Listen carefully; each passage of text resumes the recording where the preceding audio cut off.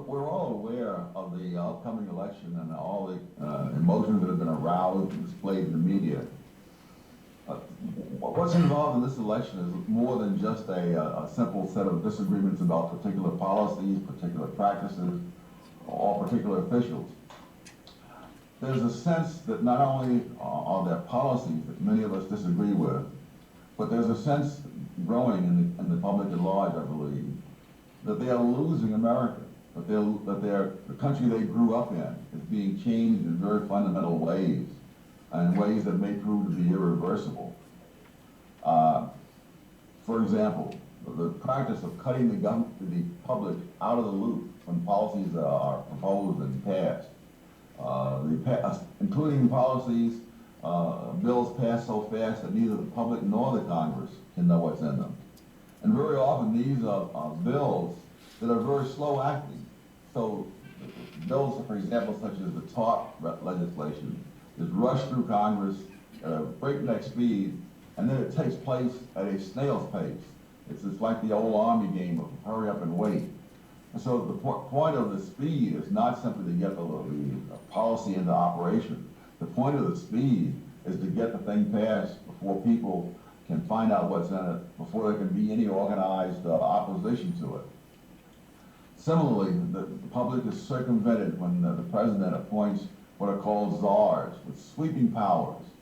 People who have powers at least equal to and sometimes greater than that of cabinet members, but who, unlike cabinet members, don't have to be confirmed by the Senate, and so we don't know who they are until it's too late. Some of the people who've been appointed are people who've been publicly in favor of foreign dictators, people who are for promoting in the public schools policies and practices that they know the public is opposed to. The idea of spreading the wealth is, again, a fundamentally different idea from the idea that the country's been run on for more than 2 centuries. The market economy is one in which people are paid for according to the value of what they produce. We're moving towards a kind of economy in which income is dispensed, or if not dispensed, the taxation is such that what people will get will depend upon what politicians think they ought to have. The politicians are put in the role of dispensing largesse, sort of like Santa Claus, depending, as the phrase goes, on whether we've been naughty or nice, as politically defined. One of the other things that has puzzled and angered much of the public is the idea that the candidate, the president, said things, promised things that are directly opposite of what he's doing as president. The transparency is one of these, that this will be a transparent administration, that we'll know what they're doing, that bills will be posted online for days before they're voted upon. Bills were not posted at all, or were posted so soon before the vote that neither the members of Congress nor the public knew what was in them. There were promises of high ethics, and followed by appointing people who were behind in their income taxes. There was a promise of bipartisanship, and yet once elected, the president tended to meet Republican suggestions with the comment, "I won," and the so-called health care summit, when Senator John McCain raised some questions about and made some suggestions, the answer was, the campaign's over, John. There's a general contempt for the public, not only cutting the public out of the loop when it comes to making policies, but campaign statements that slipped out in 2008 about people clinging to their religion and guns and so on. But there's more involved here than just this one government, this one administration, because this administration is, in a sense, the culmination of trends that began far in the past, in some cases as far back as 100 years ago. And so after looking at the things that the administration is doing, we need also to look at the kinds of developments that led up to those kinds of things. One of the things that the public is, for example, concerned about now is the runaway spending. Now, one of the problems is that too often in the past, each party has raised the alarm about record-breaking national debts. The Democrats when the Republicans were in power, and the Republicans when the Democrats were in power. Back in 2004, distinguished economist Michael Boskin, a former presidential advisor, said Wall Street yawned at the new national debt projections because they realized that although the national debt under George W. Bush was a record-breaking high, so was national income. And you can't weigh the importance of debt without knowing what the income of the person is who owes the debt or the country that owes the debt. So now when we see new record-breaking national debts under Obama, I think we're looking at these charges much like we look at people who've been yelling wolf in the past. But the new national debt is different from the old one. It is not simply a record-breaking in terms of the money amount. It is record-breaking in terms of the percentage of the gross domestic product that it represents. National debt today is higher than it has been in any period since World War II.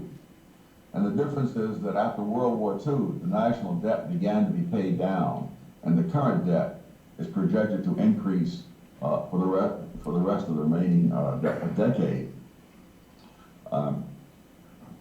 There is also the expansion of the power of government.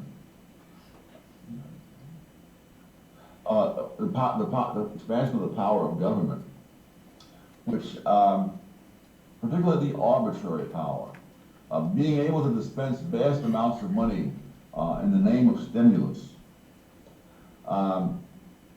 allows the government arbitrary powers to tell people to do things that they have no constitutional authority for doing. They can fire the head of General Motors. They can tell General Motors how to make cars. They can tell bankers how to bank, insurance companies how to insure. Recently there was a question of government policies on insurance, which was causing companies to start laying off people. The government proceeded to issue waivers. But of course, the power to issue waivers is an arbitrary power because it's the power to refuse to issue waivers. And so now again, they are able to tell people to do things that the Constitution never authorized them to tell people what to do. We want to look back at some of the things in the past that led up to all of this. One of the crucial events in the history of this country was the Great Depression of the 1930s. And from that, we've inherited the notion that the federal government must intervene in the economy whenever there's any sort of downturn. Without that overwhelming, long-standing assumption, I think it would have been very hard for this government to do half the things that it has in fact done.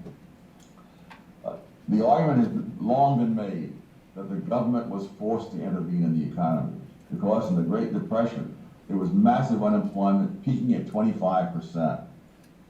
What is almost never mentioned is that there was never 25% unemployment before the government intervened. At the time of the first government intervention after the stock market crash of 1929, the unemployment rate in June 1930 was 6.3%. For the entire 12 months after the stock market crash of 1929, unemployment never reached double digits. It was only after the massive government interventions that began in June 1930 under Hoover and were expanded under FDR, it was only then that the unemployment rate reached double digits. And it never came down out of double digits for any month for the entire remainder of the decade. So much of what we believe about the need for the government to intervene is based really upon a false perception of the past. There's also the question of what the recent government intervention has done. The argument for stimulus was that this would not simply put a particular amount of money into the economy from the government, but that this would stimulate private spending, private lending, private economic activity in general. By virtually every standard, it has had the opposite effect. The rate of circulation of money in the economy has been going down. It is slower than it has been in half a century. Lending, after the vast sums of TARP money were put into the banking system, went down. investment went down. What went up was the accumulation of money in private hands, in the banks and in the industry, record-breaking amounts, so that the money is sitting there. And the question needs to be asked, why is it sitting there? And I think one of the answers is, what government can create more than anyone else is uncertainty. And this administration has created enormous amounts of uncertainty. There's barely a month passes, sometimes not even a week, before someone in Washington has a new reason why people who borrow money shouldn't have to pay it back, or shouldn't have to pay it back on time, or shouldn't have to pay it back in full. And they wonder why people don't want to lend. We have a health care bill which is going to be enormously costly for employers. And we wonder why people don't want to hire, when they not only face higher costs with each worker, they face greater uncertainty as to how much higher still it's going to go, because there are always, again, new bright ideas in Washington virtually all the time. One of the things that happened 100 years ago, which one of the antecedents for where we are now, was that in the progressive era in the early 20th century, people began to say that the Constitution of the United States is really inadequate to our times. That the government needs to have more freedom of movement than the Constitution allows. And their proposal was not that the Constitution be amended, because amending the Constitution involves bringing the people into the process. And what they wanted was for the elites to make the policies more or less independently of the people. And so the argument was made that the Constitution is just simply too hard to amend. Now, most of the people who make the argument then or now that the Constitution is too hard to amend simply cite statistics. But statistics don't tell you how hard whether the public wanted the Constitution amended. In point of fact, when the public wanted the Constitution amended, there were 4 constitutional amendments in just 8 years, from 1913 to 1920. So it's not a question of whether the Constitution can be amended. But in any case, again, like the argument that the government must intervene, the argument that the judges must intervene because the Constitution can't be amended, really will not stand up to scrutiny. But it hasn't had to stand up to scrutiny because very few people have any interest in showing where that's wrong. One of the other developments that began 100 years ago, this time by John Dewey, was the notion that the schools should be, quote, agents of change. That is, rather than being institutions to simply pass on the culture and the science of the past to the young generation, their job is now to condition the young generation to want the kind of society that the elites want, which is to say a society in which the elites have a disproportionate voice in what ordinary people do. One of the problems with this kind of education is not simply that they may advocate things that are wrong in themselves. Too many conservatives, I think, are saying that the problem with what's going on in the schools is they're brainwashing the kids with left-wing propaganda. They are, in fact, doing that. But that's not the educational problem. The educational problem is that the students don't see another side of issues. They're taught the one side. And then they're supposed to reach conclusions, write letters to congressmen or the president, go out and carry signs and so on.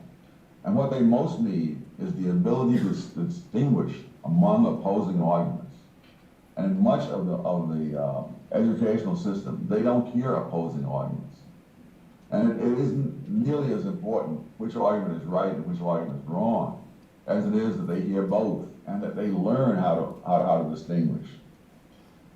Because even if what they're being taught is 100% right, it will be of very little value to them after they leave school, when completely different issues arise and they've never been taught how to analyze. At one time, the boast of educators was, We're here to teach you how to think, not what to think. Now, we've had a system in which they're here to tell us what to think. When the schools of education are now sending teachers out into the world with John Dewey's 100-year-old advice about being agents of change. I think that it's the kind of dumbed down education that's been going on now for a couple of generations at least, that set the stage for the election of someone to the presidency with basically no track record worth looking at in terms of knowing what he's done, how he's done it, but who instead had a great amount of charisma, style, and symbolism. And I think that the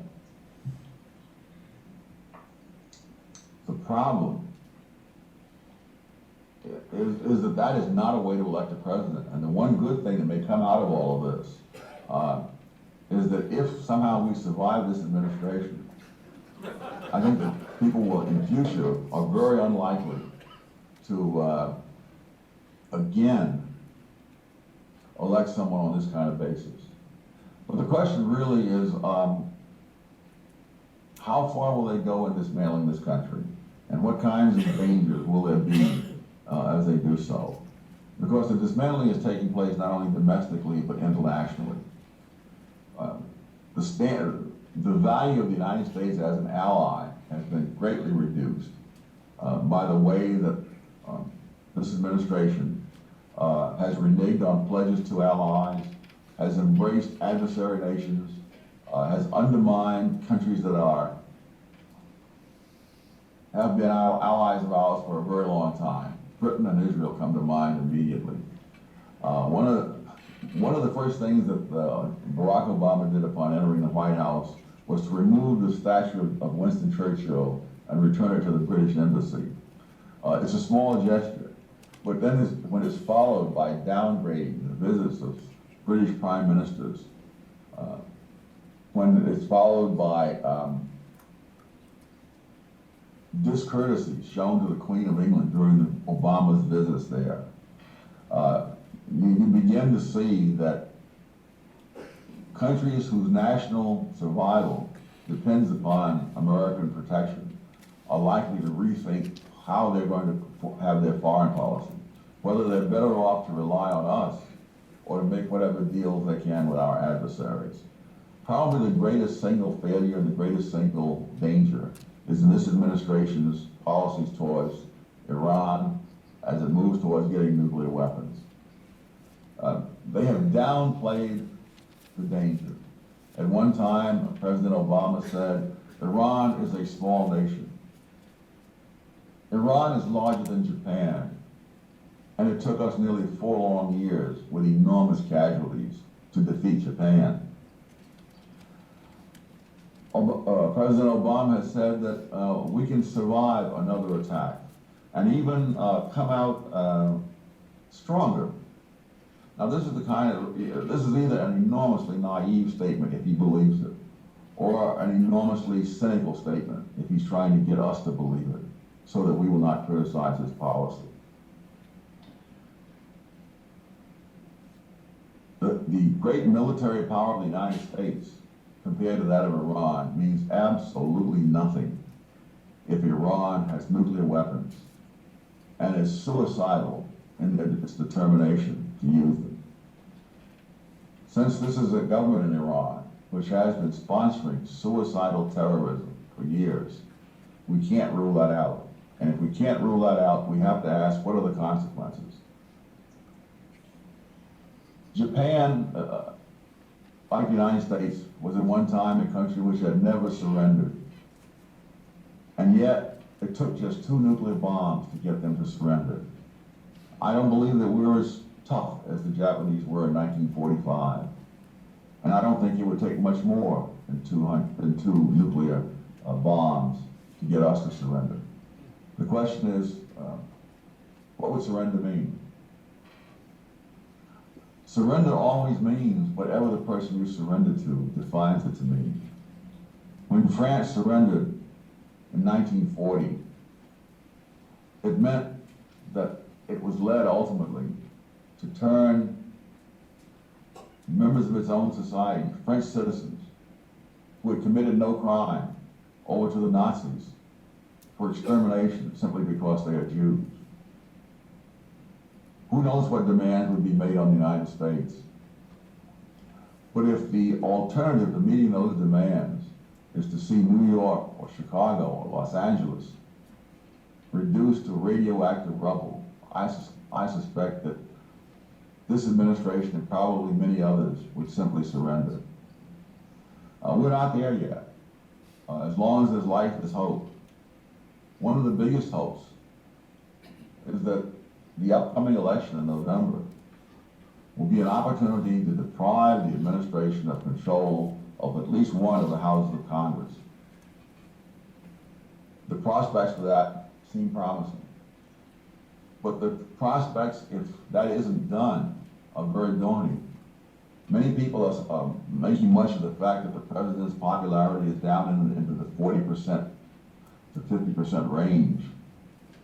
But if he is not deprived of at least one house of Congress, it is very likely that they will be able to legalize enough illegal immigrants between now and the 2012 election that he would be able to have a second term.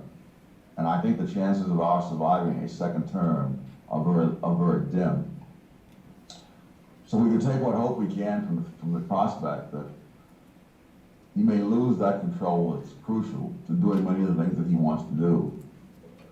And while that's true, I hope there's no one out there who's complacent, because I'm old enough to remember the complacency in 1948, and I'm also old enough to remember the headline that had been prepared before the votes were counted that said, "Dewey defeats Truman."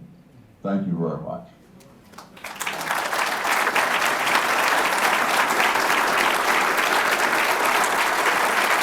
Dr. Sowell, I don't know if you can hear that applause, but it's thundering. So thank you for being with us. We want to respect your time, wishes, and also we have 42 books we can read by you, including the most recent one, Dismantling America, which we distributed to 100 of our students yesterday, but it's available for all.